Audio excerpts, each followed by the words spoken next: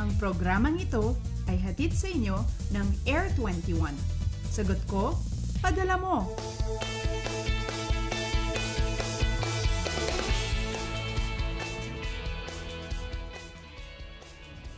Good morning Luzon, Visayas, Mindanao, 4:58 ayon sa Philippine Standard Time. At bangon na po tayo ngayong linggo ng umaga. Dapat nga po, ugaliin po natin ang pagtutok agad sa mga balita natin, lalo pat ngayon sinalubong tayo ng mga pag-ulan ngayong umaga. Magpapatuloy nga ba ang maulang panahon hanggang sa mga susunod na oras? Yan po ang sabay-sabay natin nga alamin. Dito lamang po yan sa ating programa. Live mula rito sa Pag-asa Weather and Flood Forecasting Center, ito po ang Panahon TV. Nangunguna sa paghatid ng ulat panahon, araw-araw po yan mula Lunes hanggang Linggo. Ako po inyong weatherman, Harry Bayona, makakasama nyo ngayong araw ng Linggo. Ngayon nga po ay July 6, 2014 and we're also live via online streaming at www.ptv.ph. Bago po natin puntahan ang ating mga balita, alamin po muna natin ang mga naranasan nating lagay ng panahon ngayong nagdaang Linggo. Sisilipin po natin yan sa Weekly Weather Recap. Well mga kababayan, maulang panahon nga po ang naranasan sa kalakhang bahagi ng bansa dahil ang mga umiral na weather systems this week ay ang IT, CZ, ganun din ang southwest monsoon at ang low pressure area na pumasok sa ating PAR. At magandang balita nga po dahil nag-dissipate na nga rin po yung binabantay nating LPA na pumasok nga sa ating area of responsibility. Pero ang masama pong balita, alas 11 ng gabi kagabi, pumasok na po sa ating PAR si Typhoon Neoguri at tinawag natin ito sa pangalang Florita.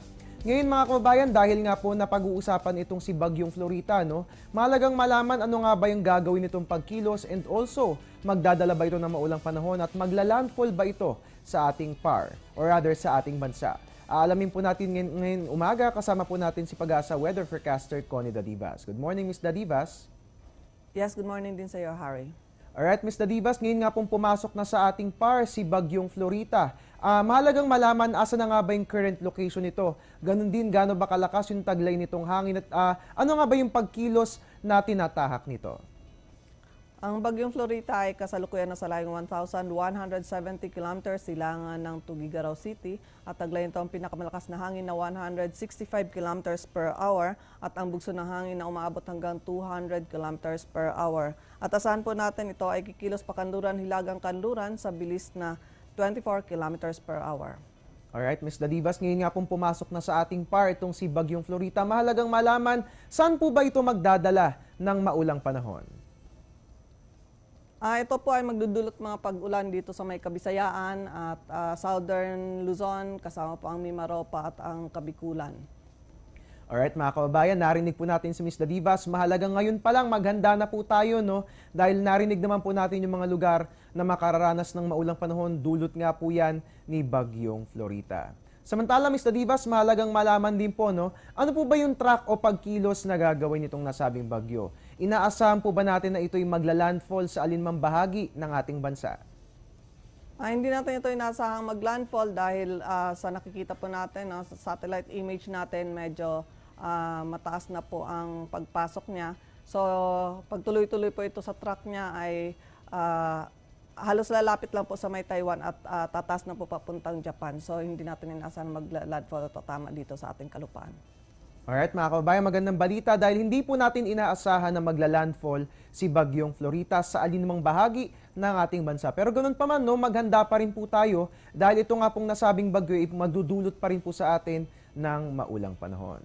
Samantala, Ms. Dadivas, mahalaga rin pong malaman, dahil nga po itong, I believe, itong si Bagyong Florita, ang kauna-unahang typhoon for this year. So mahalagang malaman, ito po bang si Typhoon Florita ay inaasahan natin na mag-i-intensify at magiging singlakas ba ito ni Typhoon Yolanda? By any chance, posible po ba itong mangyari? Posible pa rin po itong lalakas itong Bagyong Florita dahil nasa karagatan pa po siya at meron pa po siya makukuhang lakas. Pero sa nakikita po natin, hindi siya magiging kasing lakas ng Yolanda dahil mas mataas na po yung latitude niya at pwede siyang mag-intensify dahil favorable po ang sea surface temperature sa area na to at maganda po ang vertical wind shear. So, pwede pa siyang mag-intensify pero hindi ganun kalakas kagaya ng kay Yolanda. Alright mga kababayan, magandang balita naman po, narinig natin si Ms. Dadivas. Posible po na lumakas itong si Bagyong Florita. Pero ang magandang balita naman, hindi natin ito inaasahan na magiging singlakas ni Bagyong Yolanda. At Ms. Adivas, moving on with our next question. Ito po, no, mahalagang malaman din. Alam naman po natin na yung mga sama ng panahon ay nagdudulot din ng pag-i-intensify nitong hanging habagat o southwest monsoon. So ito po bang si Typhoon Florita, magdudulot po ba ng paglakas ng hanging habagat? So magiging maulan po ba sa western sections ng ating bansa? And also, nakikita rin po ba natin yung pagtataas ng gale warning ngayong araw na ito given na meron tayong binabantayang weather disturbance sa ating PAR? Yes, tama ka, Hari, no? Posible tayong maglalabas ng gale warning, lalo na po dito sa may eastern Visayas, sa karagatan na to, at sa bandang western side din po. Dahil ang hatak po nitong bagyong Florita ay hanging habagat at posible mag-intensify yung hanging habagat natin, lalo na po dito sa western section at dito po malapit sa bagyo. So yun po ay nasa natin, posible magtataas tayo mamayang hapon.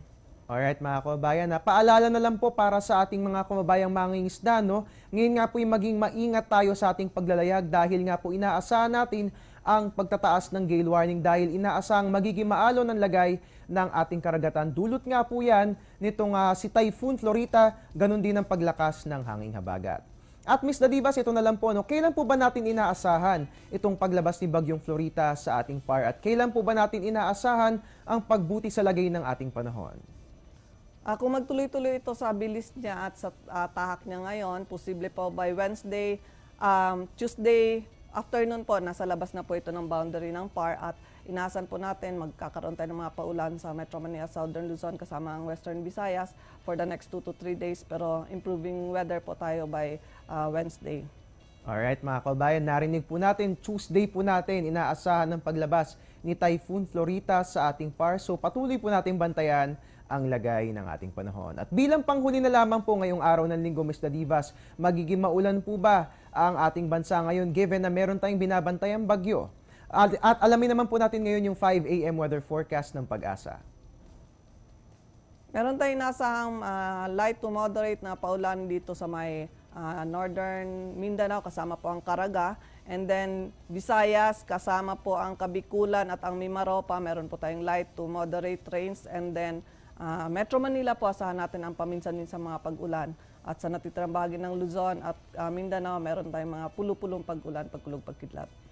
Alright, maraming salamat po Ms. Adivas. At mga kababayan, ngayon nga po maging handa po tayo ngayong araw ng linggo dahil meron nga po tayong binabantayang bagyo sa loob ng ating air responsibility. At ang mga balita at impormasyon na ating nalaman, inihatid po sa atin ni Pag-asa Weather Forecaster Connie Dadivas. Ngayon naman po mahalagang malaman anong oras nga ba sisikat si Haring Araw. Para po sa mga mag-aabang ng sunrise, dapat by 5:32, gising na po tayong lahat. Ang sunset po natin, 6:29. Ang ating moonrise, 12:30. Ang ating moonset, 11:49. May illumination niya na 55%. At alam niyo po ba, ng first quarter moon ay makikita rin natin ngayong araw. Ang first quarter moon nga po yung phase ng buwan kung saan kalahati lamang ng naiilaw nitong hemisphere ay nakikita sa Earth. First quarter ang tawag natin dito at hindi half dahil it is 1/4 of its way in its orbit paikot sa Earth mula sa isang new moon hanggang sa susunod. At para naman po sa ating tidal predictions along Manila Bay natin sa atin ng NAMRIA, ang ating high tide 4:53 may taas na 0.79 meters, ang ating low tide 3:37 p.m. may taas na 0.66 meter. At mga kababayan, sa ating pagbabalik, kaalamin naman po natin, dahil maulang panahon na nga yung naranasan natin itong mga nakaraang araw. Nakakasapat na nga ba yung mga pag-ulan para sa supply ng tubig sa ating mga major dams? Antabayanan pong kasagutan sa pagbabalik ng Panahon TV Weekend Edition.